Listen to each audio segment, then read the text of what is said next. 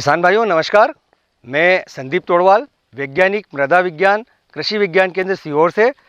किसान भाइयों, यहाँ मक्का फसल जो आप देख रहे हैं, मक्का फसल में यदि हम पोषक तत्व प्रबंधन की बात करते हैं तो मक्का फसल में जो अनुशंसित पोषक तत्व की जो मात्रा है 120 किलोग्राम नाइट्रोजन तत्व, 60 किलोग्राम फास्फोरस तत्व और 40 किलोग्राम पोटास तत्व और इसके साथ साथ 5.25 किलोग्राम जिंक तत्व की अनुशंसा प्रति हेक्टेयर के मान से रहती है।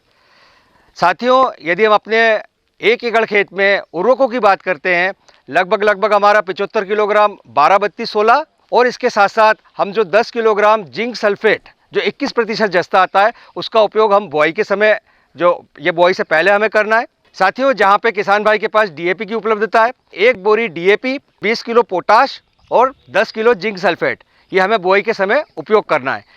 इसके पश्चात जब मक्का फसल हमारी बड़ी होती है तब हमें 30 से 35 किलो यूरिया प्रति एकड़ के मान से हम अपने खेत में देंगे और इसके 15 दिन बाद हम उसमें 40-50 किलो यूरिया प्रति एकड़ के मान से दें। फिर जब फसल हमारी 55 दिन की अवस्था में आती है तो शेष बची हुई 25-30 किलो यूरिया प्रति एकड़ के मान से दें। तो साथियों, इस हिसाब से हमें बाद की अवस्था में जब फसल की वृद्धि होती है, वृद्धि की अवस्था में लगभग 100 किलोग्राम यूरिया ये 2 से 3 बार हम दें। टुकड़ों में यूरिया देने से लाभ ये होगा कि हमारी फसल को जो नाइट्रोजन तत्व की आवश्यकता रहती है वो वृद्धि की अलग अलग अवस्था में रहती है, वो समय समय पर पूर्ति होती है।